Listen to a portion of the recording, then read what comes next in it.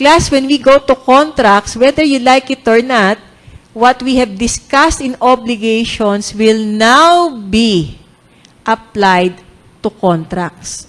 Kasi, hindi ka pwedeng sumagot about obligation if you cannot connect it with contracts. Inuna lang natin ang obligations because obligation arises from law, contract, quasi-contract, delict, quasi-delict. Kaya pagdating natin sa kontrata, lalo na yung punto, paano mo sasabihin consummated na, nandun na sa consummation stage ng contract, kung yung obligation hindi pa na-perform. Because a contract will only be consummated if the obligation is already performed. So, kailangan i-tie up natin. Okay. We now go to contracts, and remember, class, that contract is one of the sources of an obligation. So for the meantime, I'm not asking you to forget what we have discussed, but you just simply reserve the provisions that we have discussed, because later on, the provisions on obligations will have to be applied to contracts. Specifically, when we talk about the last stage of a contract, okay? So, I think we have to start with the definition of terms, and this is something to do with what a contract is. So, take note of Article 1305. And in that definition, three important things appear. Number one, contract refers to a meeting of the minds. Second, whereby one of the parties or both of them would bind themselves. And then third, what does one bound himself to do? It's either to give or to render service.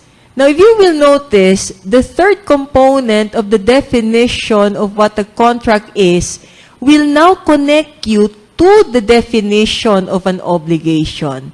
Juridical necessity to give, to do, or not to do. So that prestation to give, to do, or not to do is what the parties in the contract promise to render or to perform to each other. And it appears in the definition of what the contract is under 1305. To give or to render some service. Okay? Now, of course, contract does not exist immediately between the parties. So, there is such a thing as stages in the formation of a contract. Class, probably it would be better for an actual appreciation of these stages, and which I always tell my students in class in OBLICON. You analyze what do you usually do. For example, if you want to take a jeepney, or if you want to buy a burger, di ba? Pag nasakali ka at sasakay ka ng jeep, hindi yung una mong makitang jeep, aakyat ka na. Just to make sure that you are entering into a contract of common carrier. Ano yung mga minsan tinitignan natin? You have to find out where is its destination. Pwede ba sumampa ka lang sa jeep? Hindi mo alam kung saan ka dadali. Malay mo, paggising mo, wala ka pala sa San Sebastian, napunta ka sa Baclaran, o napunta ka sa Imus, Cavite. Diba? So, all of these things, although you're just standing there in the road, looking at the jeepneys passing in front of you, you are in what stage of a contract of common carrier? That is the preparation stage, preparatory stage. Of course, in the preparatory stage, that is where the offer comes into play. And where is the offer there? Insofar as the jeepney is concerned. Diba, sometimes without you asking or calling the attention of the jeepney driver, all of a sudden, here is a jeepney driver stopping his jeepney in front of you. So there is an offer. That act itself of the jeepney driver stopping his jeepney in front of you, that is an offer on the part of the jeepney driver. But is it a definite offer? Meron ka bang nakitang public vehicle na walang nakarato lang nakasulat? Hindi ba wala? Lahat ng jeepney dito, kahit nasa probinsya, may makikita ka. Especially if you go to Cebu, because when I gave a lecture in Cebu, I I always appreciate their jeepneys because they have this color coding. Tinanong ko, para saan yung color? Sabi nung kasi hoyaan, mag-i-indicate sa inyo saan ang destinasyon. Which in civil law, in contracts, that has a significance. Diba? O pag orange ka, ito pupuntahan mo. Pag dito ka naman sa Manila, although walang color coding, bakit natin masasabing, uy, yung offer ng kompleto. Kasi may makikita ka, di ba, aside from the sign, sa gilid, sa harap mismo, nakalagay doon, saan dadaan yung jeep. And as I've said, insofar as our code is concerned, that is very significant because that forms part of the first stage, preparatory stage. I always go back to marriage because marriage is a contract, although it is a special contract. To those who are already married, don't tell me that during the first time, when you saw your spouse, nagkatitigang kayo, love at first sight, tumibok ang puso mo, uy, eto na, magpakasal tayo. Ganun na lang ba yun? Isn't it there such a thing as a courtship period? And that period of courtship is preparatory stage. Malay nyo, mangyari sa inyo yan ngayon. During the review, okay, may naispatan ka na rito, tatabihan mo na, araw-araw, gusto mo ng notes, umisama sa gusto mo ng notes. Uy, gusto mo tulungan kita, magdadigest ako. Yung mga ganyang preparatory stage. Di ba? Now, ganun din, pag pupunta ka sa Jollibee, hindi bigla mo sasabihin doon sa gusto ko ng hamburger na to. Or if you will be entering into a restaurant and you want to take something, meron bang nagsabi sa inyo, sige, just serve me whatever food you have. What do you usually do? You ask for the menu. And take note, class. Right now, I think it's already uniform among restaurants. They do not just give you a menu wherein only the name of the food is listed. Diba? Anong klase ang menu ngayon na nakikita nyo sa lahat ng restaurant? Ito ang picture, ito ang pangalan. Kung sa Chinese restaurant ka, mayroong pang subtitle, kumbaga sa pelikula, may English translation. Tapos nakalagay sa kanan, small, medium, large. Hindi size ng bewang yon, ha? Kundi size ng serving. At under that, ano yung nakalagay? Ano yung presyo? Again, that has a significance. That is an offer. So the moment that you just tell the waiter, I want this, hindi mo na tuturo mo na lang yung picture, gusto ko nito. Then you're entering into the second stage, stage of perfection. Which is the same thing in courtship, di ba? Pag nililigawan ka, kunyari mga babae, pakipot pa, hayaan mo magdusa muna, tapusin mo yung review ng bar exam para araw-araw, libre ka sa pamasahe, libre ka sa notes. Tapos pagdating ng last day at nag-propose sa'yo, pag tinanggap mo yung proposal, then, nandun na ba yung perfection? Hindi pa rin, di ba? Because marriage is a special contract, and being a special contract, the stage of perfection in the contract of marriage takes place when the parties personally appear in front of the solemnizing officer and they exchange I-do's.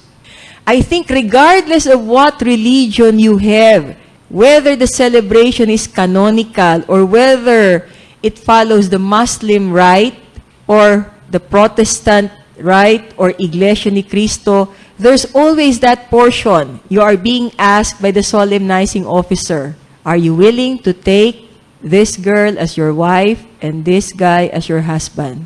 Because that is the turning point in a contract of marriage. The moment that there is an I do, then you are entering into the second stage of the contract of marriage. That is perfection. Kahit sa harapan ka ng mayor ikasal o kaya sa harapan ng wes. Saan ka nakakita ng contract of marriage, justice na nagkakasal, tapos ang may yung gavel pinapalo, kaya natin papaluin kang Hindi ba? Hindi. Ang turning point pa rin, tinatanggap mo ba to bilang iyong asawa? Perfection stage. Now, ganun din sa common carrier. Di ba? Pag nakita mo, uy, eto na pala, going to Quiapo, ano gagawin mo? Mama, hinto ho. Sasakay ka.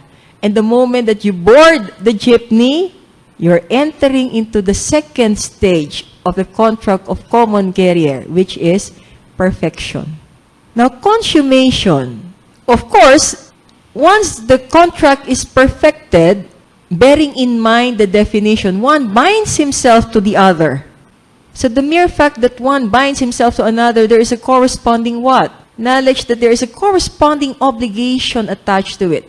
The moment that the contract is perfected, obligation arises. That's the reason why one of the sources of an obligation is a contract.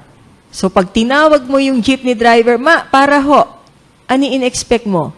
Alam mo, you have the obligation to pay the fare. And at the same time, on the part of the jeepney driver, pag pinayagan kang sumakay sa jeepney niya, alam niya yung responsibilidad niya. He has the obligation to bring you to your point of destination.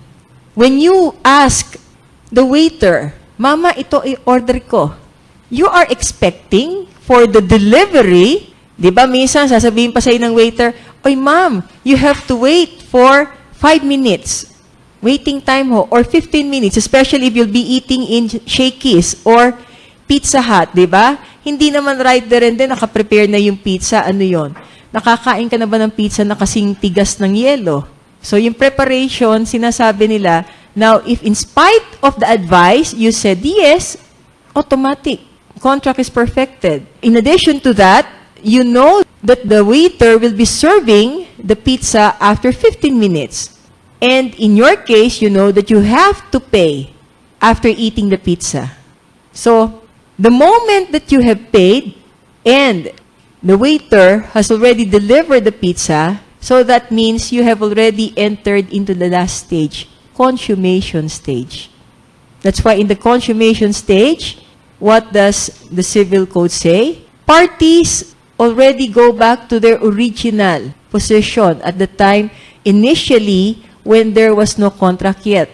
So pag nakapagbayad ka na sa jeepney driver, wala ka ng problema, di ba? Ganun din, pag yung jeepney driver na dala ka na doon sa yung point of destination, wala na rin pakialam yung jeepney driver sa'yo. Bakit? Because it is already in the consummation stage. But class, let me remind you, this stage, final stage of a contract will not be applicable. There is one exception, and that is in a contract of marriage. Bakit? Because remember, marriage is a special contract.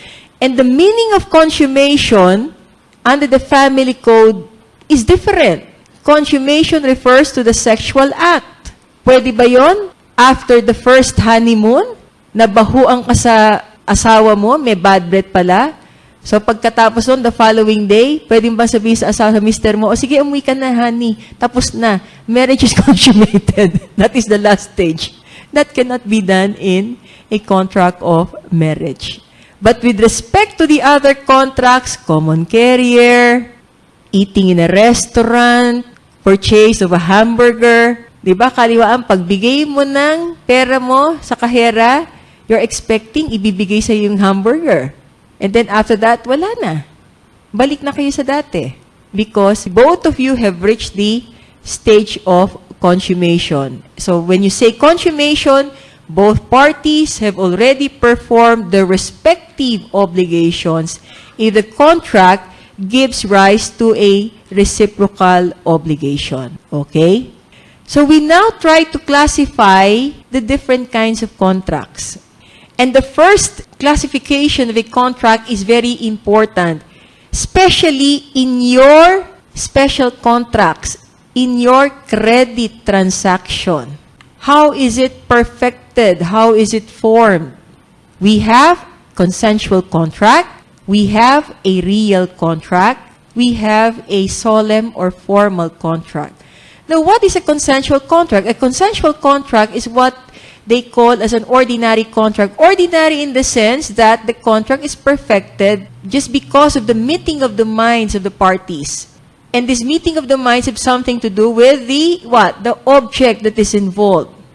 That's why one element, which we'll go later on, we'll talk about that, one essential element is an object that is definite and certain. So if the object is definite and certain and both parties have agreed on it, then the contract is deemed perfected. It is consensual. I would like to ask you if every time that you buy your food, do you always have with you a prepared deed of absolute sale? Asking the kahera, you affix your signature. Kasi baka mamaya, magkaroon tayo ng kaso, wala akong ebidensya. Sayang naman yung aking kape. Hindi mo dineliver. O kaya, itong aking bottled mineral water. Pag kumakain ka ba, nagpipirmahan kayo? Kailangan ba humarap ka sa harap ng notary public? Should it be notarized? Hindi ba hindi? Pag umakyat ka ba sa jeep, kailangan ba magpirmahan muna? Sabi mo sa driver, teka muna ho mama. Sabi ho ng teacher ko, kailangan, should be in writing. Baka sa galit ng mama, naku, iwanan ka na lang. Because common carrier, sale is a consensual contract. For as long as you have passed through the preparatory stage, you have identified the object, it is certain, definite, and at your end, you accepted it, contract is perfected. That is why, which might be asked in the bar exam, diba? Ito si Juan de la Cruz, Mes Lupa, inoffer dito kay Maria, tinignan na ni Maria yung property, nag-ocular inspection, sinabi na magkano per square meter, pumayag si Juan, and then the following day, nakatanggap siya ng ibang offer, tempting offer from Fe. Kinalimutan niya si Maria. Can Juan be sued by Maria? Yes. Why? Because sale is a consensual contract. So when Juan and Maria agreed on the property to be bought, they agreed on the purchase price. Okay? Even if that sale is not reduced into writing, there is a sale that is perfected. That's why Juan does not have any right to entertain another tempting offer. Okay?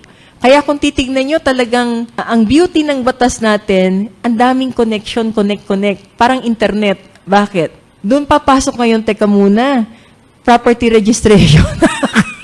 Diba? Ano ba yan? Kung pumasok doon ng double sale, tapos sabi ng batas, kung sino unang nakapagparehistro in good faith. Kahit na sinasabi ng ating civil code, naunang nagkaroon ng perfected contract of sale. Pero yung palang kabila, siya unang nagparehistro. Who has a better right? Siya, according to the Property Registration Act. Why? Because the Property Registration Act is a special law. The Civil Code is a general law. And insofar as your statutory construction is concerned, between a special and a general law, what should prevail? It should be the special law. What I would like to impress upon you, class, even if we're talking about contracts in general, do not forget the special laws sa paligid niya. Kasi posible, only to confuse you, bibigyan kayo ng problema, ang tanong regarding OBLICON, nakalimutan mo na, teka muna, meron palang ibang batas. Parang kanina, di ba, yung consignation, iba pala yung batas sa new rent control law regarding consignation. So be very careful about that. Okay? What about the real contract? Real contract is perfected upon the delivery of the property. So, if you will recall, in your credit transactions, what kind of a contract involves the obligation to deliver? Of course, in sale, there is an obligation to deliver. But as I've said, sale is an ordinary contract. It's a consensual contract. But if you're talking about comodatum, unless and until the property is actually delivered, there is no contract that is perfected. Now, what is an example of a comodatum? Have you ever entered into a contract of comodatum? Nako, kung hindi kayo nag-enter into a contract of comodatum, ibig sabihin hindi kayo nag-aaral. Kasi hindi kayo nanghihiram ng libro sa library. Although the name is comodatum, you will not encounter a document wherein the title is comodatum. Diba? But if you will try to analyze comodatum, comodatum means what?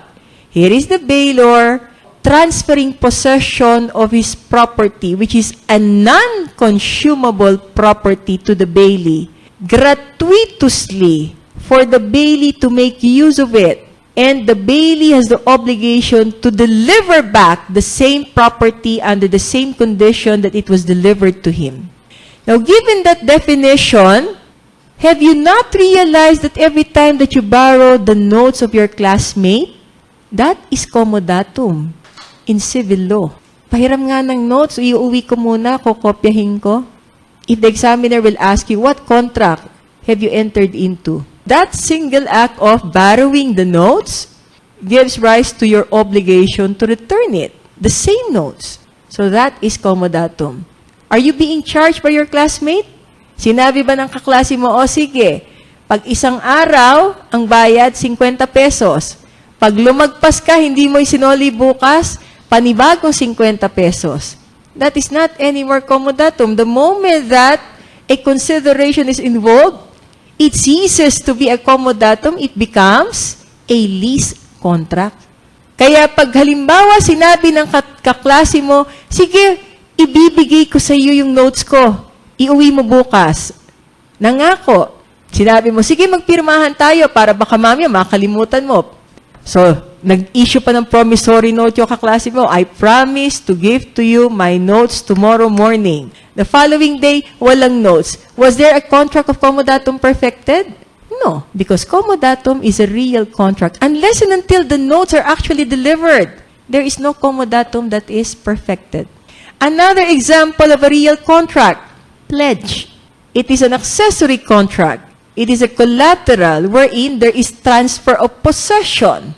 So, if you are a fan of Tambunting or sino pa? Luwilier. Lagi mong tinatawagan, lagi mong tinetext si Mrs. Tambunting at saka si Mr. Luwilier.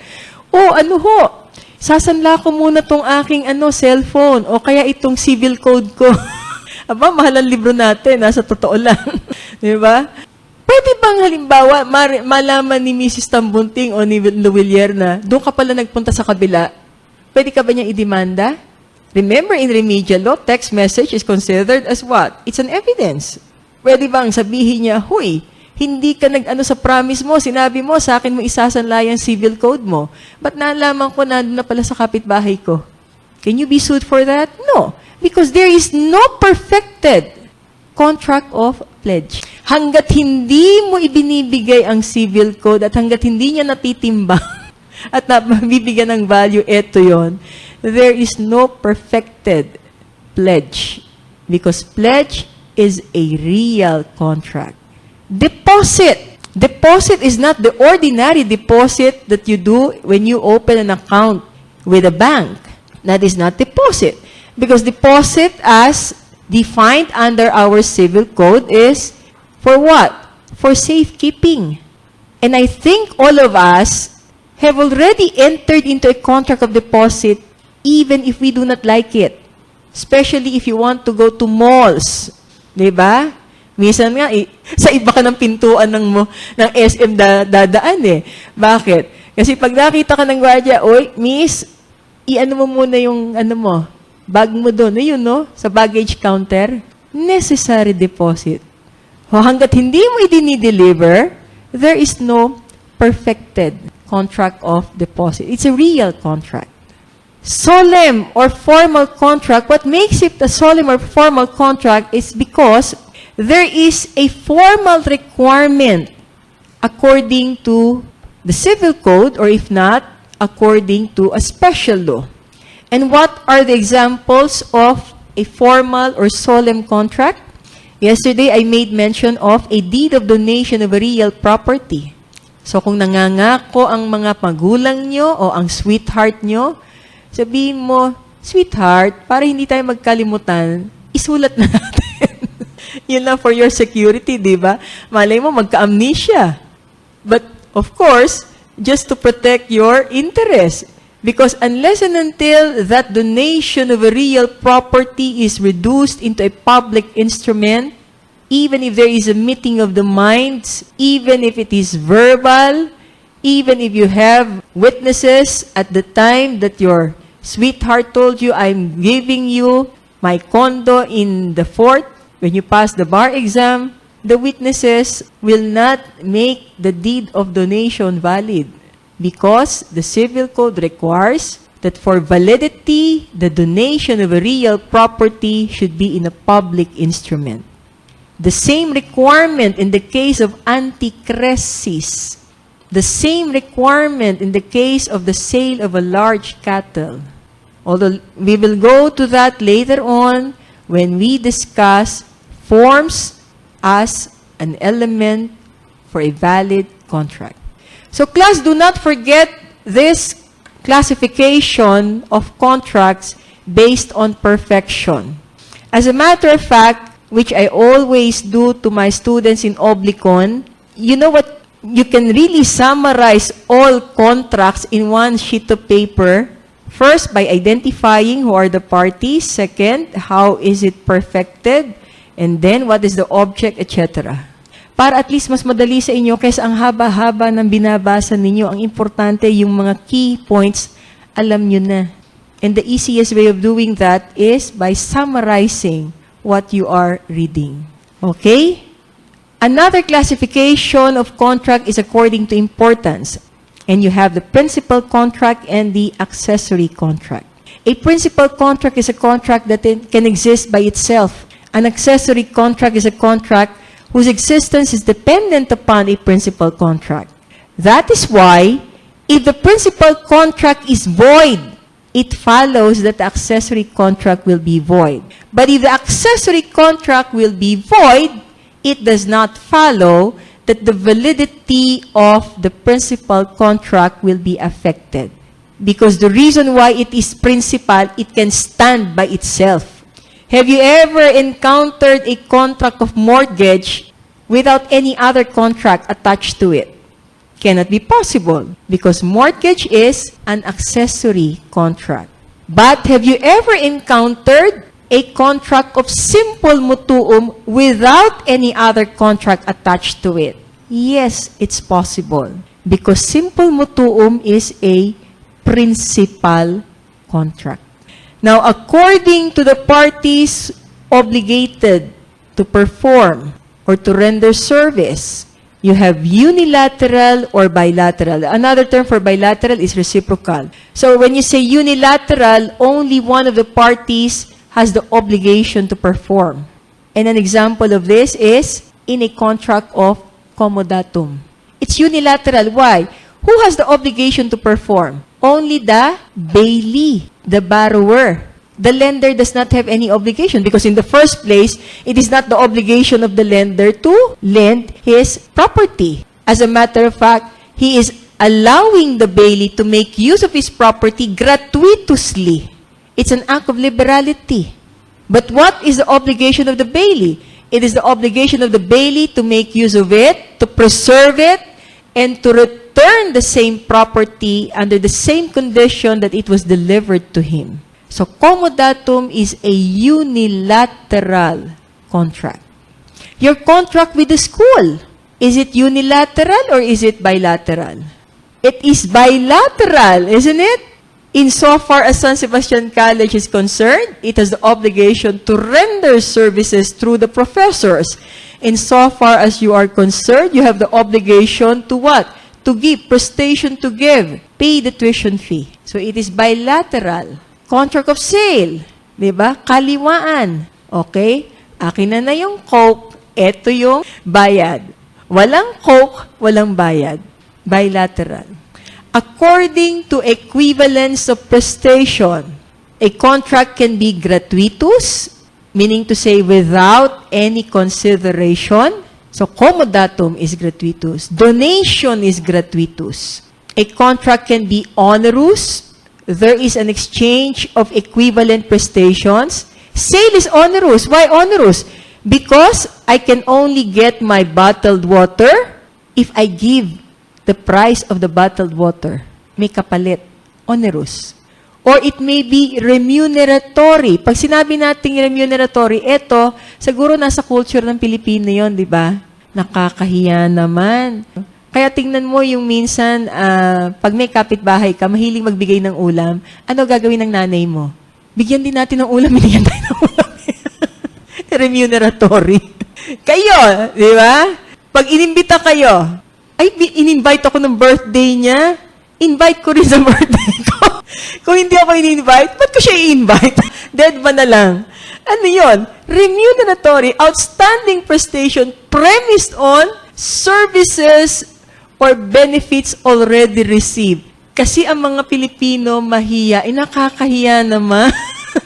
Yun. Dahil nahiya ka, kaya bibigyan mo. O magre-render ka ng service. Remuneratory. Okay?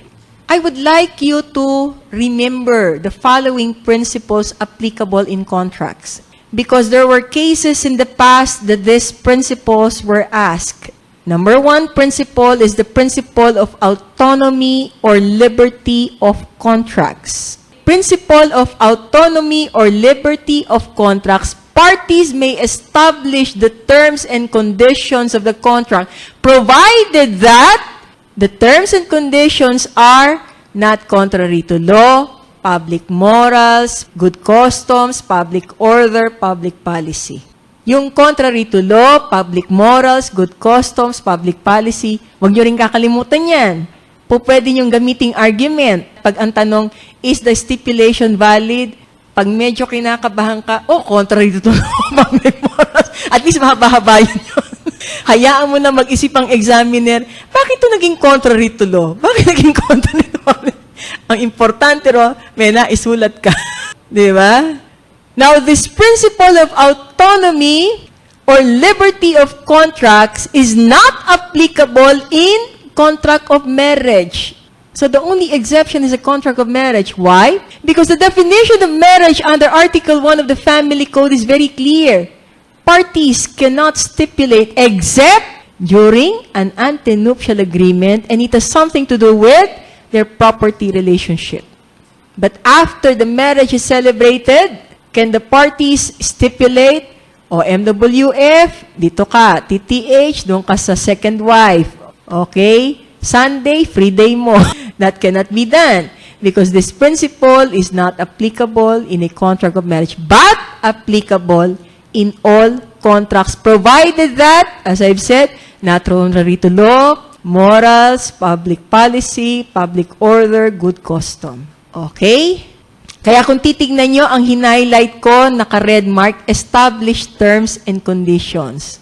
Kaya pag pinadefine, parties can stipulate on their own terms and conditions. Principle of consensuality of contracts. Alam mo, ang ano dyan, what will lead you to the definition consensual. That consensuality, just take note of the root word, consensual. So that means it is a principle that refers to what? Contracts are perfected by mere consent. That's why I mentioned a while ago, consensual contracts, they are called ordinary contracts because generally, contracts are perfected by mere consent and from moment parties are bound. But as I mentioned, there are two exceptions if you're talking of a real contract or a formal contract. So that is the principle of consensuality. Another applicable principle, mutuality. Again, to help you remind it, yung root word ng mutuality, mutual. Pag sinabing mutual, di ibig sabihin, it will only be between the parties.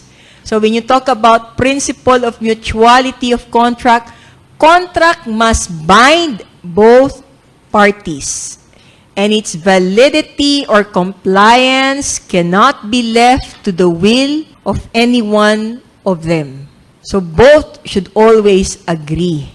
That is the meaning of principle of mutuality of contracts. Contracts must bind both parties. The validity or compliance cannot be left to the will of one of the parties.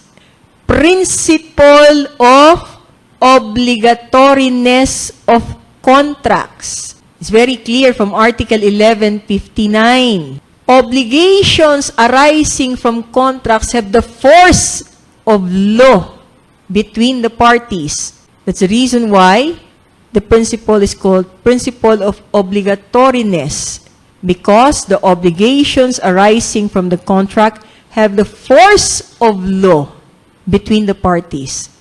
That is why In case they would like to change any of the things in the contract, both parties should agree to amend it. And if in case one of the parties cannot fulfill his obligation as agreed upon in the contract, the other party has the right to go to court and demand for specific performance. Principle of relativity of contracts. So it has something to do with the effect of the contract. Who will be affected? The contracts take effect only between the parties, their assigns and heirs. And in relation to this class, I would like you to remember the distinction between a real right and a personal right. Isn't it? We go for the meantime in succession. Succession is what? It's a mode of acquiring ownership over property, rights, and obligations upon the death of the deceased. The rights there refer to real rights. Rights that are attached to the property. So in relation to that, we now connect this to the principle of relativity. So the contract take effect between the parties, their assigns and heirs. So isn't it? Lease contract. If the original lessee dies, is the death of the lessee a ground for termination of the lease contract? If there is a stipulation to that effect, it can. But if there is no stipulation, that cannot be a ground for the pre-termination because right to lease is a real right. It is attached to the property. Usufruct. Will the death of the usufructuary terminate the contract of usufruct? Again, if there is a stipulation to that effect, if there is none, the death of the usufructuary will not terminate the usufruct. It will be what? Transferred to the heirs of the usufructuary. Relativity of contracts. What is the exception? You have the stipulation 403. And what does it mean? Here, parties in a contract provide for a stipulation that is in favor of a third person who is not an assignee, who is not an heir, but he is only a stranger. Although, take note, class, that stipulation 403, it's not the main focal point of the contract. Okay?